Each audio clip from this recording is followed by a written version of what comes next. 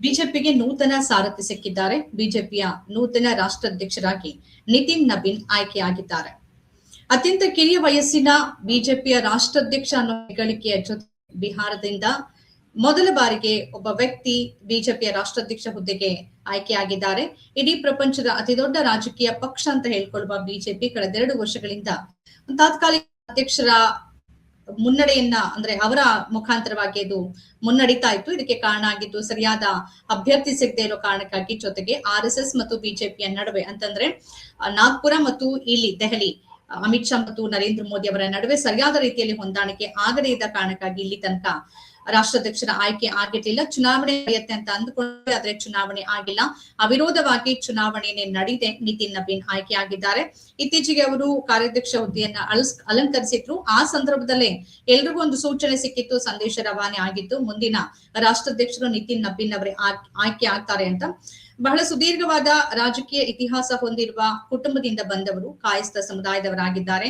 ಛತ್ತೀಸ್ಗಢದಲ್ಲಿ ರಾಜ್ಯ ಉಸ್ತುವಾರಿ ಆದ ಸಂದರ್ಭದಲ್ಲಿ 2023ನೇ ಇಸ್ವಿಯಲ್ಲಿ ಅವರು ಕಾಂಗ್ರೆಸ್ ಪಕ್ಷವನ್ನ ಸೋಲಿಸಿ ಬಿಜೆಪಿಯನ್ನ ಅಲ್ಲಿ ಗೆಲ್ಲಿಸಿಕೊಂಡು ಬಂದ್ರು. ಅದು ಅವರ ಸಂಘಟನಾ ಚತುರತೆಗೆ ಮತ್ತು ಅವರ ಒಂದು ಸೃಜನಶೀಲತೆಗೆ ಹಿಡಿದ ಕನ್ನಡಿ ಅಂತಾನೆ ಆ ಸಂದರ್ಭದಲ್ಲಿ ರಾಜಕೀಯ ವಿಶ್ಲೇಷಕರು ಅಭಿಪ್ರಾಯ ವ್ಯಕ್ತಪಡಿಸಿದ್ರು. ಯಾಕೆಂದ್ರೆ 2020 ವಿಧಾನಸಭೆ ಚುನಾವಣೆ ಸಂದರ್ಭದಲ್ಲಿ ಛತ್ತೀಸ್ಗಢದಲ್ಲಿ ಪರಿಸ್ಥಿತಿ ಹೇಗಿತ್ತು ಅಂತಂದ್ರೆ ಬಹುತೇಕ ಎಲ್ಲರೂ ಅಂದುಕೊಂಡಿದ್ರು ಅಲ್ಲಿ ಕಾಂಗ್ರೆಸ್ಸೇ ಗೆದ್ದು ಬರುತ್ತೆ ಅಂತ. ಆದ್ರೆ ಆ ಕಾಂಗ್ರೆಸ್ ಭದ್ರಕೋಟೆಯನ್ನ ಒಡೆದು ಎಲ್ಲರೂ ಅಂದ್ಕೊಂಡಿದ್ದಂತ ಅಭಿಪ್ರಾಯವನ್ನ ಬದಲಾಯಿಸಿ ತಳಮಟ್ಟದಲ್ಲಿ ಸಂಘಟನೆಯನ್ನ ಕಟ್ಟಿ ಯುವ ಮತದಾರರನ್ನ, ಕಾರ್ಯಕರ್ತರನ್ನ ತಲುಪಿ ಅವರಲ್ಲಿ ಹುಮ್ಮಸ್ಸನ್ನ ಮೂಡಿಸಿ ಆ ಮುಖಾಂತರವಾಗಿ ಪಕ್ಷವನ್ನ ಗೆಲ್ಲಿಸಿಕೊಂಡು ಬಂದ ಖ್ಯಾತಿ ಅವರಿಗೆ ಸಲ್ತಾ ಇತ್ತು, ಅಂದ್ರೆ ನಿತಿನ್ ನಬೀನ್ ಅವರಿಗೆ ಸಲ್ತಾ ಇತ್ತು.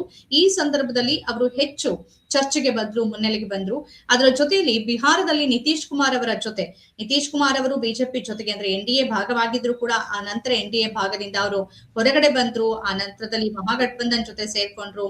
ಇದೆಲ್ಲವೂ ನಡೀತಾ ಇತ್ತು. ಇವೆಲ್ಲ ನಡೆದ ಸಂದರ್ಭದಲ್ಲಿ ಒಂದು ಹೊಂದಾಣಿಕೆ ಬೇಕಾಗತ್ತೆ ಪಕ್ಷದ ನಡುವೆ. ಈ ಹೊಂದಾಣಿಕೆ ಕಾರಣಕ್ಕಾಗಿನೇ ನಿತಿನ್ ನಬೀನ್ ಬಹಳಷ್ಟು ಪ್ರಯತ್ನ ಪಟ್ಟಿದ್ದಾರೆ. ಯಾವುದೇ ಸಂದರ್ಭದಲ್ಲಿ ಬಿಜೆಪಿಯ ಕೇಂದ್ರ ನಾಯಕತ್ವ ಮತ್ತು ಬಿಹಾರದಲ್ಲಿ ಏನಾದ್ರೂ ಸಮಸ್ಯೆ ಉದ್ಭವ ಆದ್ರೆ ಅದನ್ನ ಮಧ್ಯದಲ್ಲಿ ನಿಂತು ಬಗೆಹರಿಸ್ತಾ ಇದ್ದಿದ್ದು ಮತ್ತು ಬಿಜೆಪಿಯನ್ನ ಹೆಚ್ಚಿನ ಮಟ್ಟಿಗೆ ಬಿಹಾರದಲ್ಲಿ ಇನ್ನೂ ಬೆಳೆಸೋದಕ್ಕೆ ಆಗಿದ್ದು ಇದೇ ನಿತಿನ್ ನಬೀನ್ ಅವರು. ಹಾಗಾಗಿ ಇಲ್ಲೂ ಕೂಡ ಅವರೊಂದು ನಾಯಕತ್ವ ಹೊರಗೆ ಹಚ್ಚಿದ ರೀತಿಯಲ್ಲಿತ್ತು, ಅಲ್ಲೂ ಅವರು ಯಶಸ್ವಿಯಾಗಿದ್ರು. ಅದೇ ರೀತಿಯಲ್ಲಿ ಬೇರೆ ಬೇರೆ ರಾಜ್ಯಗಳಲ್ಲಿ ಅವರು ಚುನಾವಣೆಗಾಗಿ ಕೆಲಸ ಮಾಡಿದ್ದಾರೆ, ಸಚಿವರಾಗಿ ಕೆಲಸ ಮಾಡಿದ್ದಾರೆ. ಅವರ ಕ್ಷೇತ್ರದಿಂದ ಸತತವಾಗಿ ಆರಿಸಿ ಬರ್ತಿದ್ದಾರೆ. ಅವರ ತಂದೆ ನಿಧನದ ನಂತರ 2006ರಲ್ಲಿ ಅವರು ಈ ಚುನಾವಣಾ ರಾಜಕೀಯಕ್ಕೆ ಚುನಾವಣೆಗೆ ನಿಲ್ಲೋ ಸಂದರ್ಭದಲ್ಲಿ ಬಹುತೇಕ ಅವರಿಗೆ ಒಂದು 25-26 ವರ್ಷ, ಅತಿ ಚಿಕ್ಕ ವಯಸ್ಸಿನಲ್ಲಿ ತಂದೆಯ ನಿಧನದ ನಂತರ ದೆಹಲಿಯಲ್ಲಿ ಓದಿದ್ದಂತ ನಿತಿನ್ ನಬೀನ್ ಅವರು ರಾಜಕೀಯ ಪ್ರವೇಶವನ್ನ ಮಾಡಿದ್ರು. ಆ ನಂತರದಲ್ಲಿ ಅವರ ಬೆಳವಣಿಗೆ ತುಂಬಾ ಏರುಗತಿಯಲ್ಲೇ ಸಾಗಿದೆ, ಮೇಲ್ಗತಿಯಲ್ಲೇ ಸಾಗಿದೆ. ಇಲ್ಲಿ ತನಕ ಅತ್ಯಂತ ಕಿರಿಯ ವಯಸ್ಸಿಗೆ ಯಾರು ಈ ರಾಷ್ಟ್ರಾಧ್ಯಕ್ಷ ಹುದ್ದೆಯನ್ನ ಅಲಂಕರಿಸಿರ್ಲಿಲ್ಲ.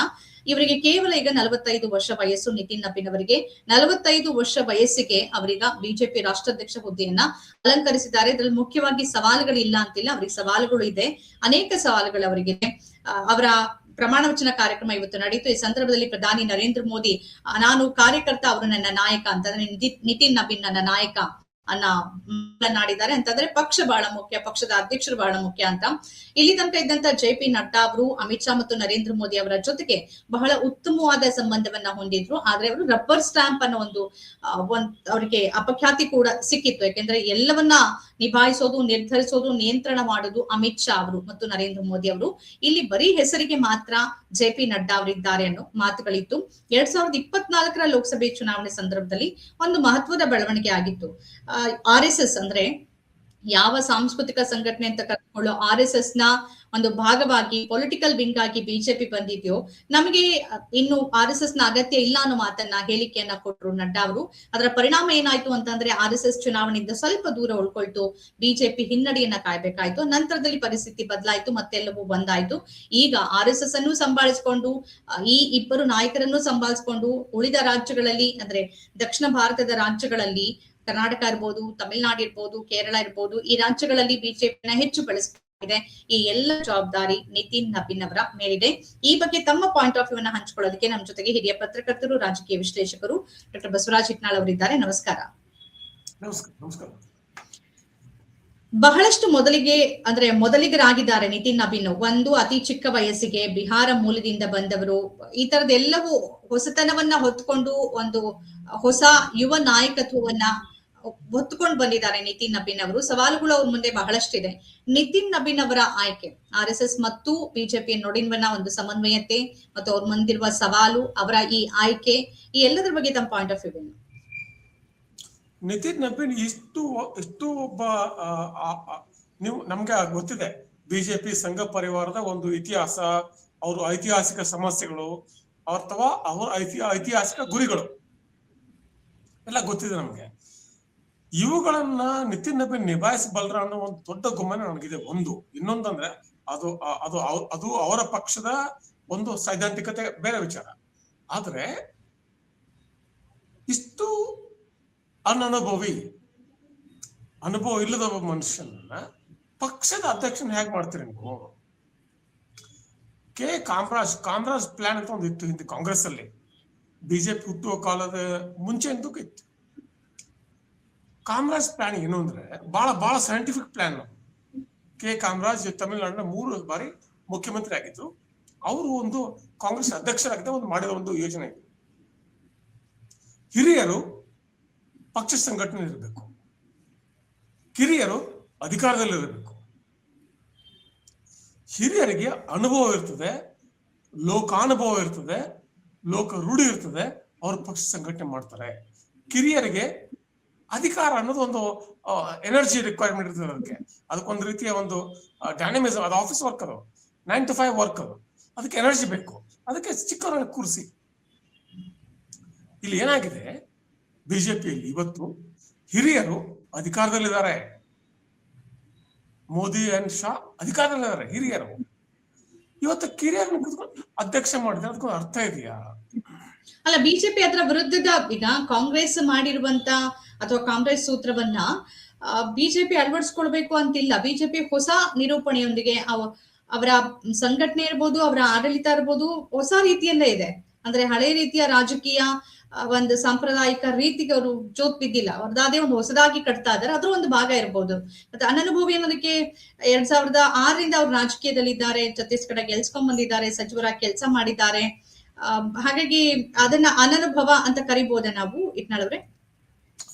ನೀವು ಈಗ ನೀವು ಹೇಳಿದ್ರಲ್ಲ, ಕಾಂಗ್ರೆಸ್ ಮಾಡಿದ್ದೇನೆ ಮಾಡ್ಬೇಕಾಗಿಲ್ಲ. ಆದ್ರೆ ಕಾಂಗ್ರೆಸ್ ಏನಕ್ಕೆ ಮಾಡಿ ಅರ್ಥ ಮಾಡ್ಕೋಬೇಕಲ್ವಾ? What was the rational, what was the thinking behind it? Thinking is not Congress. Thinking ಏನು? ಹಿರಿಯರಿಗೆ ಗ್ರೌಂಡ್ ರಿಯಾಲಿಟಿ ಗೊತ್ತಿರ್ತದೆ. ಹಿರಿಯರ್ ಅಂದ್ರೆ ಸುಮ್ಮನೆ ವಯಸ್ಸಲ್ಲ, ಹಿರಿಯರ್ ಅಂದ್ರೆ ಏಜ್ ಅಲ್ಲ. ಹಿರಿಯರು 1, 2, 3 ತಲೆಮಾರಿನ ಜನರನ್ನ ನೋಡಿರ್ತಾರೆ. ಅವ್ರ ಪಕ್ಷದ ಅವ್ರ ಚಿಂತನೆ, ಮೊದಲನೇ ತಲೆಮಾರಿನ ಚಿಂತನೆ, ಆ ಚಿಂತನೆ ಗೊತ್ತಿರ್ತವೆ. ಎಲ್ಲಾನು ಒಟ್ಟುಗೂಡಿಸ್ಕೊಂಡು ಹೇಗಬೇಕು ಅಂತ ಒಂದು ಸಂಘಟನೆ ಕಟ್ಟಬೇಕಾಗ್ತದೆ ಅನ್ನೋ ಒಂದು ಅರಿವು. ಅಂದ್ರೆ ಈಗ ಬಿಜೆಪಿಗೆ ಒಂದು 3 ಸ್ತರ ಇಟ್ಕೊಂಡಿದ್ದಾರೆ ಅವರು. ಅತಿ ಹಿರಿಯರನ್ನ ಮಾರ್ಗದರ್ಶಕ ಮಂಡಳಿಗೆ ಹಾಕ್ತಾರೆ, ಮಧ್ಯ ವಯಸ್ಕರು, ಸ್ವಲ್ಪ ವಯಸ್ಸಾದವರನ್ನ ಅಧಿಕಾರದಲ್ಲಿದ್ದಾರೆ, ಕಿರಿಯರನ್ನ ಸಂಘಟನೆಗೆ ಹಾಕ್ತಿದ್ದಾರೆ. ಅವ್ರು ಈ ತರದ ಒಂದು ಸೂತ್ರವನ್ನ ಅಳವಡಿಸ್ಕೊಂಡಿದ್ದಾರಂತೆ. ಗಡ್ವಾಣಿಯವರು, ಯಡಿಯೂರಪ್ಪನವರು ಮಾರ್ಗದರ್ಶಕ ಮಂಡಳಿಯಲ್ಲಿದ್ದಾರೆ. ಅದರ ಅರ್ಥ ಏನಂದ್ರೆ, ಬಿಜೆಪಿ ಮತ್ತು RSS ಚಿಂತನೆ ಕಿರಿಯ ವಯಸ್ಸಿನ ಹುಡುಗರನ್ನ ಕ್ಯಾಪ್ಚರ್ ಮಾಡುವುದು. ನಿತಿನ್ ನಬೀನ್ ಆಗಿರ್ಲಿ ಅಥವಾ ನಮ್ಮ ಫಡ್ನವೀಸ್ ಆಗಿರ್ಲಿ, ಯಾಕೆ ಮುಖ್ಯ ಆಗ್ತಾರೆ ಅಂದ್ರೆ, ಯಂಗ್ ವೋಟರ್ಸ್, ಯಂಗ್ ಎಲೆಕ್ಟರ್ಸ್, 18ರಿಂದ 25 ವರ್ಷದ ಒಂದು ಗ್ಯಾಪ್, ಅದೊಂದು ಏಜ್ ಗ್ರೂಪ್ ಇದೆ, 10 ವರ್ಷದ ಏಜ್ ಗ್ರೂಪ್. ಅವ್ರನ್ನ ಹೇಗೆ ಹಿಡ್ಕೋಬೇಕು? ಚುನಾವಣೆಯನ್ನ ಗೆಲ್ಲೋದಕ್ಕೆ ಮತ್ತು ಅಧಿಕಾರ ಹಿಡಿಯೋದಕ್ಕೆ ಅದು ಒಳ್ಳೆ ಮಾರ್ಗನೇ ಅಲ್ವಾ? ಅದೊಂದು ಒಳ್ಳೆ ಕಾರ್ಯತಂತ್ರನೇ, ಪಕ್ಷದ ಹಿತದೃಷ್ಟಿಯಿಂದ ನೋಡೋದೇ ಆದ್ರೆ. ನಾನು ಮಂಜುಳ, ಪಕ್ಷ ಮತ್ತು ಅಧಿಕಾರ ಬೇರೆ ಬೇರೆಯಾಗಿ ನೋಡ್ತೇನೆ ನಾನು. ಪಕ್ಷ ಕಟ್ಟೋದಂದ್ರೆ ಒಂದು ಪ್ರಜ್ಞೆಯನ್ನು ಕಟ್ಟೋದು, ಒಂದು ಚಳವಳಿ ಮಾಡೋದು ಪಕ್ಷದ ಕೆಲಸ. ಅದಕ್ಕೆ ಅದರ ಫಲಶ್ರುತಿಯಾಗಿ ಅಧಿಕಾರ ಬರ್ತದೆ, ಬೇರೆ ವಿಚಾರ. ಆದ್ರೆ ಈ ರೀತಿಯ ಒಂದು ಚಿಂತನೆ ಇದೆಯಲ್ಲ, ಹುಡುಗರನ್ನು ಹಿಡ್ಕೊಳ್ಬೇಕು. It's very welcome. ಚಿಕ್ಕ ವಯಸ್ಸಿನ 18ರಿಂದ 25, 30 ವರ್ಷದ ಹುಡುಗರನ್ನ ಹಿಡ್ಕೊಂಡು it's very welcome. But on what grounds? On what grounds? ನೀವು ಜ್ಞಾನ ಹರಡ್ತಿದ್ದೀರಾ? ಯಾಕೆ ಅಂದ್ರೆ ಹಿಂದೆ ಕಾಮರಾಜ್ ಯಾಕೆ ಹೇಳ್ತಾ ಇದ್ದಾನೆ ಅಂದ್ರೆ, Kamaraj when he said this, ಈ ಮಾತನ್ನು ಹೇಳಿದಾಗ ಹಿರಿಯರು ಪಕ್ಷಕ ಸಂಘಟನೆ ಮಾಡಬೇಕು, ಕಿರಿಯರು ಅಧಿಕಾರ ಮಾಡಬೇಕು ಹೇಳಿದಾಗ Kamaraj was 60+. Kamaraj was not Young man. ಆ ಅನುಭವ ಅಂದ್ರೆ ಕೇವಲ ಒಂದು ಪಕ್ಷ ಅಲ್ಲ. ಅನುಭವ ಅಂದ್ರೆ ಇವತ್ತು ನಿತಿನ್ ನಬೀನ್ ಕಟ್ಟಬೇಕಾಗಿದ್ದು ಅಥವಾ ನಾಳೆ ದಿನ ರಾಹುಲ್ ಗಾಂಧಿ ಕಟ್ಟಬೇಕಾಗಿದ್ದು ಒಂದು ಪಕ್ಷ ಅಲ್ಲ, ಒಂದು ದೇಶ.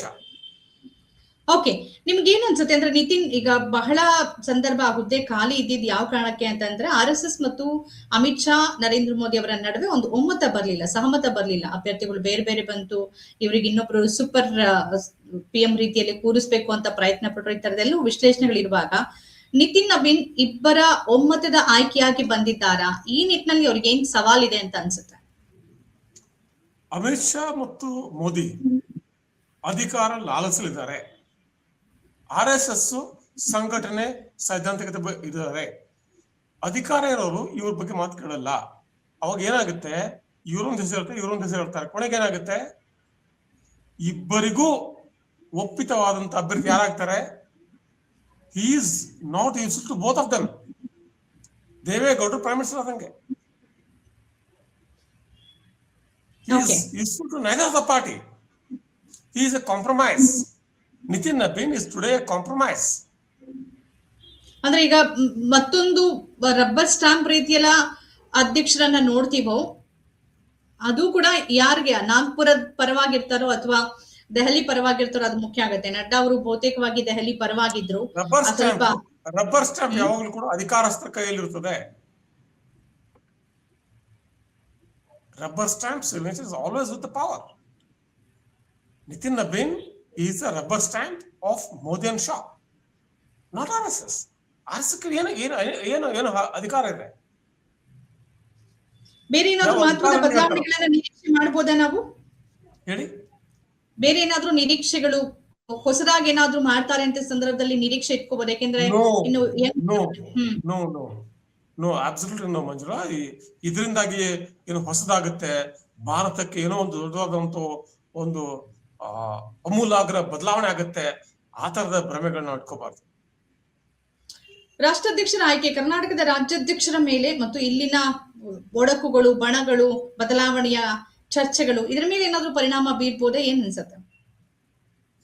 ಇದು ಏನೇ ಆಗ್ಲಿ, ಕರ್ನಾಟಕ ಆಗ್ಲಿ ಯಾವ್ದೇ ರಾಜ್ಯ ಆಗ್ಲಿ, ಯಾವುದೇ ತೀರ್ಮಾನಗಳು ಕೂಡ ಈ ರಬ್ಬರ್ ಸ್ಟಾಂಪ್ ಇಟ್ಕೊಂಡೇ ಮಾಡ್ಬೇಕಾಗತ್ತೆ. ಒಂದು. ಇನ್ನೊಂದು, Vijayendra is far more strong. Nitin ನಬೀನ್ಗಿಂತ ಒಂದು 10 ಪಟ್ಟು ಬಲಶಾಲಿ ಮನುಷ್ಯ ರಾಜಕೀಯವಾಗಿ. ಹೀಗೆ ನಮಗೆ ಕಷ್ಟ ಆಗುತ್ತೆ. ಈ ವಿಜೇಂದ್ರ ಜೊತೆಯಲ್ಲಿ ನಿತಿನ್ ನಬೀನ್ ಇಟ್ಕೊಂಡು ಮಾತಾಡೋ absolutely it's just not possible. ಕಾದ್ ನೋಡೋಣ ಯಾವ ತರ ಕೆಲಸ ಮಾಡ್ತಾರೆ ಅಂತ. ಮುಂದೆ ಚರ್ಚೆಗಂತೂ ಅವಕಾಶ ಸಿಗುತ್ತೆ ಅಂತ ಅನ್ಕೊಂಡಿದ್ದೀನಿ. ಇಷ್ಟೊತ್ತು ತಮ್ಮ ಅಭಿಪ್ರಾಯವನ್ನ ನಮ್ಮ ಜೊತೆಗೆ ಹಂಚ್ಕೊಂಡ್ರಿ. ಧನ್ಯವಾದ ಡಾಕ್ಟರ್ ಬಸವರಾಜ್ ಯತ್ನಾಳ್ ಅವರೇ. ನಮಸ್ಕಾರ. Thank you.